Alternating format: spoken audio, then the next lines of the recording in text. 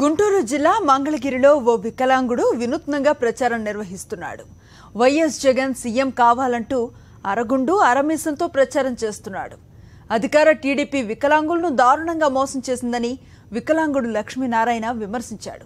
మరిన్ని వివరాలు మా ప్రతినిధి వాసు అందిస్తారు.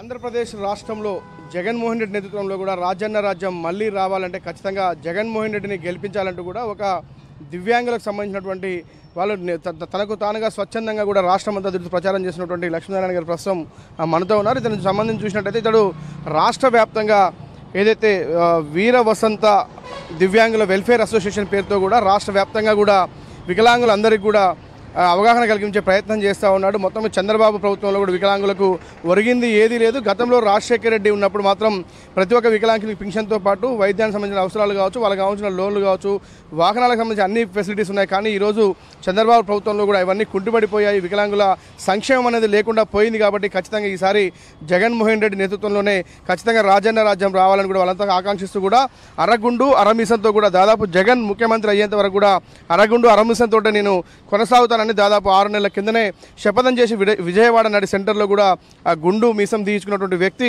ప్రస్తుతం ఈ యొక్క ప్రచారంలో చురుగ్గా పాల్గొన్న ప్రస్తుతం మంగళగిరిలో ప్రచారంలో పాల్గొన్నటువంటి లక్ష్మీనారాయణ గారు ఉన్నారు. చెప్పండి, చూస్తాను మీరు ఎందుకు అరగుండు పైన ప్రచారం చేస్తూ ఉన్నారు, ఎందుకోసం వైఎస్ఆర్సీపీ కోసం పనిచేస్తూ ఉన్నారు? దివ్యాంగుల ద్రోహి చంద్రబాబు ఓడిపోయేంత వరకు ఈ రాష్ట్రంలో రైతులను మోసం చేశాడు, డ్వాక్రా వాళ్ళని మోసం చేశాడు, నిరుద్యోగులను మోసం చేశాడు, అగ్రిగోల్డ్ వాళ్ళని మోసం చేశాడు. ఆయుష్ ఉద్యోగులు 2 సంవత్సరాల నుంచి కూడా ధర్నా చౌకలో ఈ రోజు వరకు కూడా వాళ్ళు నిరాహార దీక్షలు చేస్తుంటే వాళ్ళ ఆలనా పాలన చూడనటువంటి వాడు అందరినీ మోసం చేశాడు. ఆఖరికి మా వికలాంగులు కాయకష్టం చేసుకోలేనటువంటి వాళ్ళం అవిటి వాళ్ళం 2014లో ఎలాగైతేనే మేము ముఖ్యమంత్రి అయిన చంద్రబాబు ఇంకా 5 సంవత్సరాలు ఆగాలి.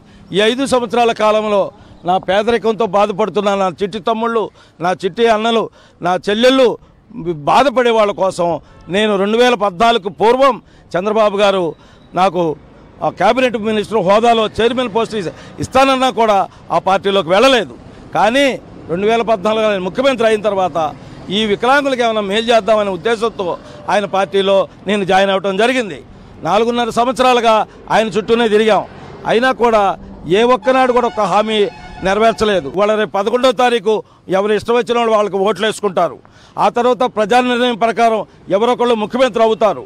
ఆ ముఖ్యమంత్రి స్థానంలో కూర్చున్న తర్వాత వాళ్ళకి బ్రాడ్ మైండెడ్ ఉండాలి, విశాల హృదయం ఉండాలి.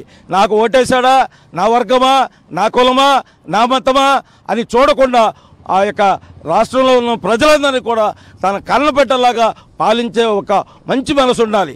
అటువంటి మనసు చంద్రబాబు గారికి లేదని ఈ అవిటి వాటికి కూడా ఇస్తానన్న ₹1,00,000 ఇవ్వకపోవటంలోనే ఆయనకు అర్థమవుతుంది. వాస్తవంగా ఈ చంద్రబాబు నాయుడు వికలాంగులకి ఏమీ చేయనటువంటి దుర్మార్గుడు కనుక వాళ్ళ 75% అయితే అక్కడక్కడక్కడ కొంతమంది ఉంటారు. ఈ వికలాంగ సంఘాల్లోనే డబ్బులకు అమ్ముడు పోయే వాళ్ళు ఉంటారు, పదవులకు అమ్ముడు పోయే వాళ్ళు ఉంటారు.